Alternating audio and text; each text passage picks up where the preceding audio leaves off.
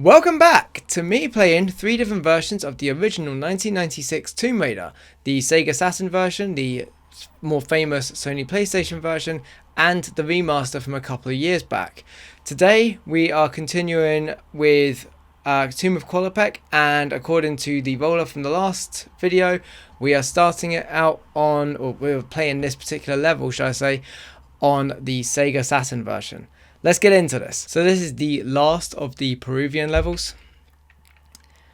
Tomb of Qualopec. The intro to the whole game actually talks about eventually finding the Atlantean Scion in the Tomb of Qualopec. And yeah, just carrying on from last time. This is the Sega Saturn version again, as I already mentioned. Oh, which means I've got to relearn the buttons. Okay, hang on. Wait, what's roll? Okay, roll is the shoulder button, isn't it? I'm going to want that. And C is to get the guns out. Okay. And B is probably going to be a shoot them, right? Okay, so I want this. I want to roll. I want to get those out. And then I'm just going to jump around and take more damage than I need to. Wait, I didn't mean to do that.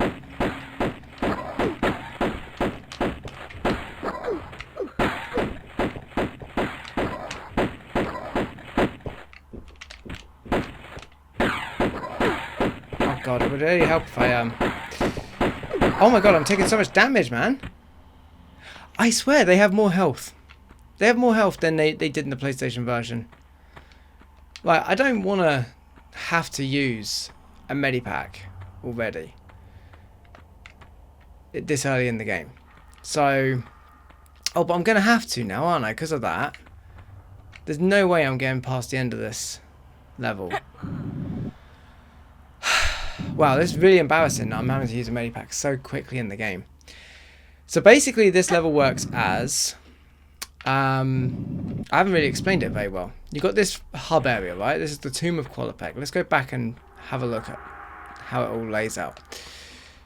The way it works is this level, as soon as you come into it, if you're not experienced with the game like I am, or you know, if you're not following a guide or something, is you get to here and there's a straight up ramp, and you can kind of see, no wait, Y is to look, straight up there is the Scion itself. But if you try and run for it, you get a boulder coming right at you. And to be honest, it's pretty good to get this boulder out of the way silently. I'm sure that made noise in the other versions of the game. And right after that boulder comes out, this door goes up. I think that door isn't there before. And you can literally see the Scion through it. I mean, it's pointing the camera there. And you have to go through... Oh, Jesus Christ. You have to go through a whole other sequence to get to it. Effectively, by opening the doors all over here. And each of the doors has a different face on it, which I presume, knowing a bit more about the game, to be different rulers of Atlantis. Not sure which one's which. But yes, we're going to do this one first, because it's the shortest one.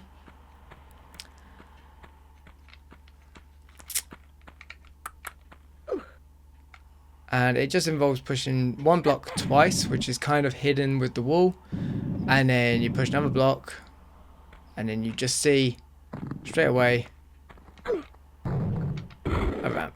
Not a ramp, a switch. And then, if we are not careful, we get our first set of spikes. So, just jump over that, and that's it. Bob's your uncle. Now, I can't remember. One of these ones, probably this one. Let's go and do this one next. Lets out another raptor. And what we're going to do here is we're going to ignore this switch and just go straight down here, and we get this big chessboard looking thing. And the idea is to move the ramps so that we can get to the room above those spikes in that corner over there. Very simple. But I say very simple. It's kind of... There is a bit of a cheat way of doing this. But to do this properly, we go up those set of stairs, climb all the way up here,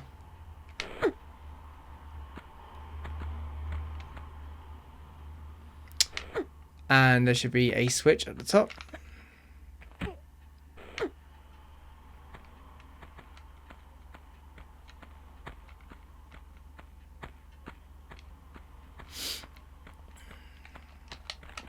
What am I doing?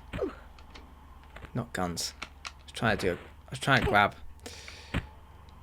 And then that will bring us out to this one. And then what's walk again? L1. L1 is walk. That's so not L1, it's L just generally, which is very confusing when coming from the PlayStation version where R1 is walk. So it's the opposite shoulder button.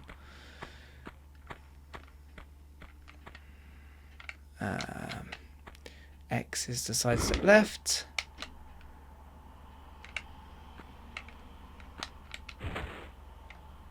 And then very simple.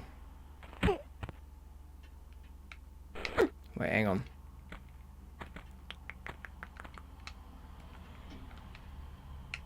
Yeah, it's doable. You can get to that way. But we're going to do this the proper way. And go over here. I think maybe there'll be a raptor out now. If so, that's going to be annoying. There aren't many enemies in this level, literally. But unfortunately, I've taken already a crap ton of damage. Okay.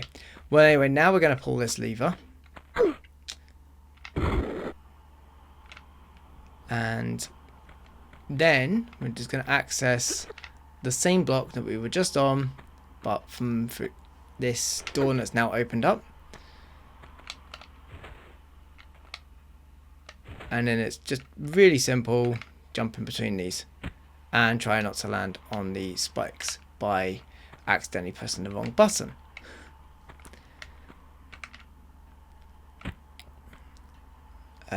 Walk. Yep. Okay. Very simple. There's a medipack in this room, I believe. No? Why did I think there was? To be fair, there might well be on the PlayStation version. I know there aren't many differences, but there are some differences. I think there's an entire secret missing in this game.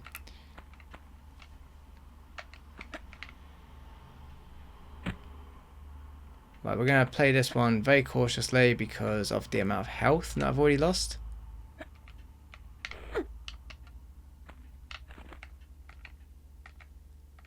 I do have a shotgun, and you can take him out with 1 or 2 shots of the shotgun.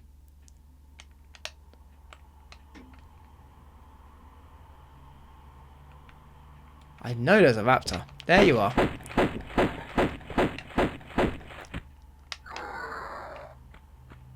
It's a very different sound as well from the PlayStation version. That's not the one. That is.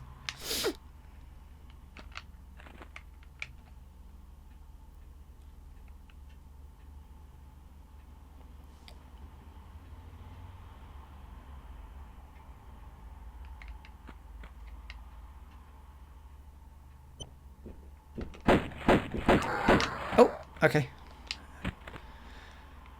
Maybe they don't have more health than the PlayStation version. In which case, I just got very unlucky. I think I'm going to have to swallow my pride before the next room. That being said, we do have a save point. And I'm going to use it. And that's not how you use it. It's the action button. And there you go.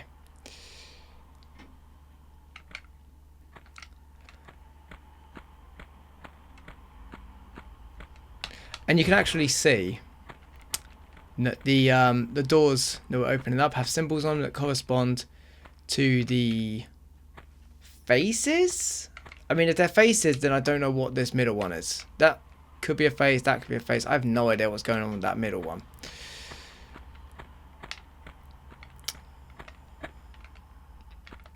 But yeah, they correspond to the doors we open.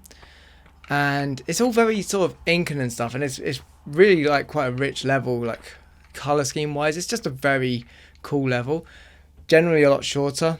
If I was speedrunning this, I'd be out of here by now. But this lever here is one of those ones where it's like, I am actually going to. Sorry, I've got 12.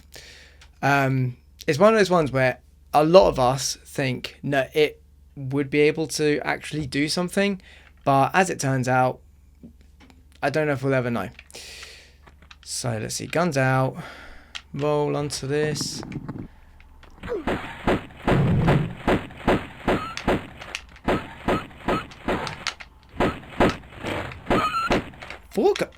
I could have swore there were 3 wolves in the versions I know, unless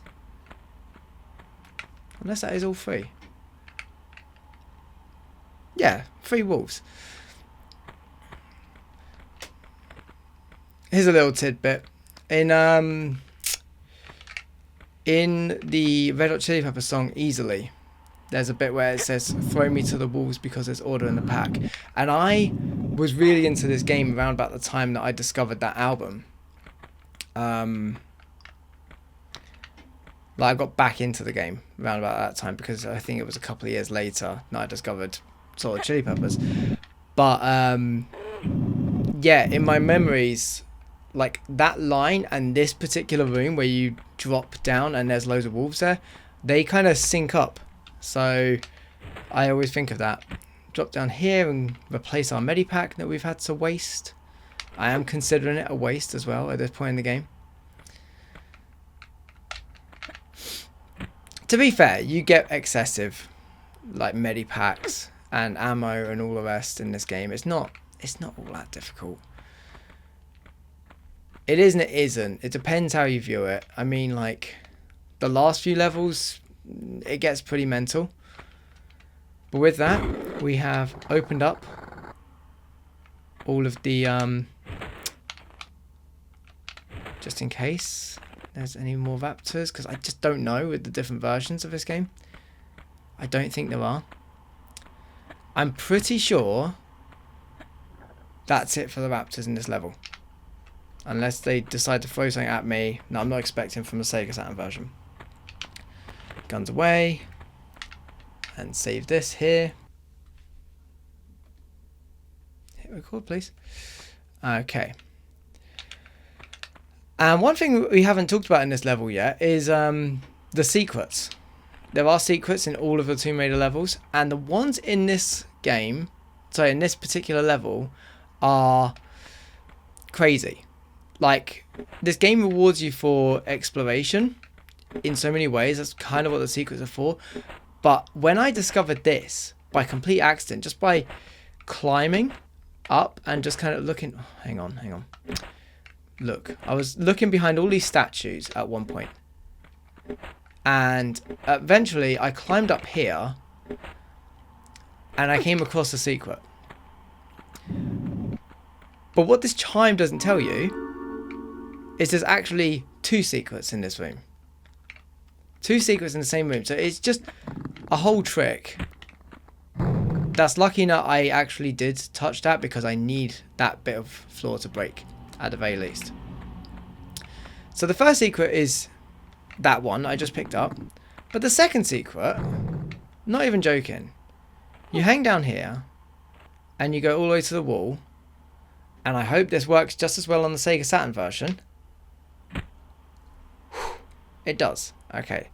And walk is L1? Yeah. And then we get our next secret, which is these magnum clips. And then what we got to do is walk. You won't take damage from spikes as long as you're walking over to the gap. and then climb up. But you will take a bit of damage from doing that. So it's the first sequence that forces us to take some damage as well. And it is just a massive pain in the arse. Oh god. Right, hang on. That's not jump. I was trying to jump across that. Another little secret, but not like a secret that shows up in your inventory, is one of the spookiest things. We get finally to the Scion, and it is a big deal. We get the camera movement. But we also get introduced to something very early in this game. I don't know if you can see it. It's this one here. Let me sidestep. His head is following me. And you can get your guns out and lava will point straight at him, which is terrifying. But even more terrifying is if you walk up to him, he just drops dead. The mummy, man. Crazy. Now this bit also is a potential hazard. First time we hear one of the best pieces of music in the game. And luckily we already tripped the boulder earlier, so we need to run away from that. But the roof starts collapsing in, and if you're not careful, it can kill you. I've learned to go slightly to the right here, and it should be fine. But then, we're going to come out, back onto Lost Valley, the previous level, and, oh, luckily it does give us a save point first, actually. There's two things to be aware of for now. The first... Oh god, that's not jump. Wait, no. What I'm going to try to do is dive. Okay, that didn't work either. We're going to swim down here to a little alcove that wasn't there. No. Oh my god, I took so much damage. Little alcove that wasn't there on the previous level.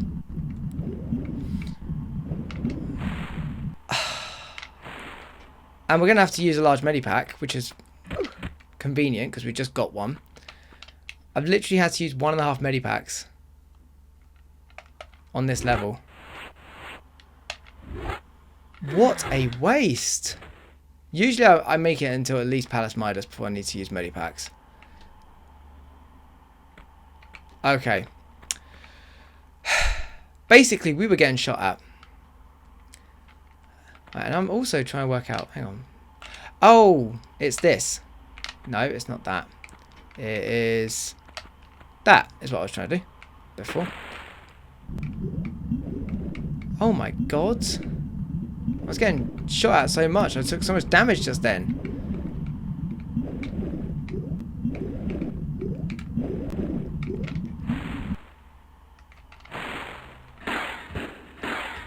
Right, we're going to run away over here, and I'm going to show you something that I completely forgot about until it came up in a Gilo video recently, which is that actually, again, this game rewards you for exploration, and if you go up here as if you were going back to Lost Valley, it's sealed off, but there is a medipack, and I always somehow forget. I have discovered this before and I just always forget that it's there. But now we're in this little room, this little sort of side cave. I'm hoping I can take out Larson without taking too much damage. Right, hang on. Okay, we've got a lock on him.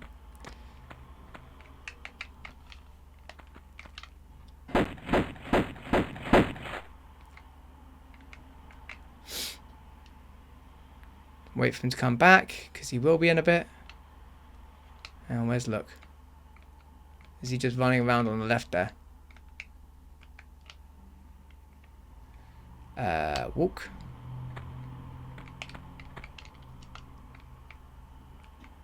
Hey, where are you? Yeah, he's just running around on the left. Okay, hang on. Let's do this. This is where the roll button comes really in handy, especially in Tomb Raider 2. When you're dealing with enemies that shoot, they kind of have to wait to get a lock on you.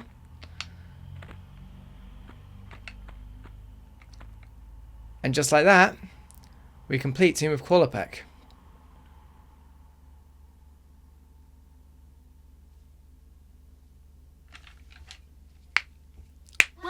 have my total attention now. I'm not quite sure if I've got yours, though. Hello? I'll heel and hide you to a barn door yet. Of course. You and that dribbling piece of the Scion. You want to keep it so bad? I'll harness it right up your... Wait. We're talking about the artifact here? Damn straight we are. Right up. Hold on. I know these clips quite well. This piece, you say? Where's the rest? Miss Natla put Pierre DuPont on that trail. And where is that? Ha! You ain't fast enough for him. So you think all this talking is just holding me up? I don't know where his little jackrabbit frog legs are running him to. You'll have to ask Miss Natla. God, the dead eyes of Larson in the Sega Saturn version. Thank you. I will. The characterization of Lara in the original Tomb Raider, it changes with every game actually. People think that it doesn't, but by Tomb Raider 2 and 3, she's straight up a bit psychopathic actually. She's quite a dangerous person. Got all 3 secrets. Let's move on. Definitely saving the game.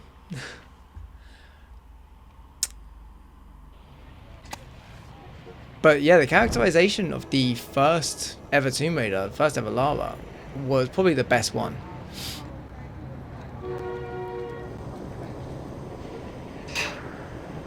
This is also the only time that we ever really see a proper cityscape in the first Tomb Raider. It feels so alien compared to everything else you see.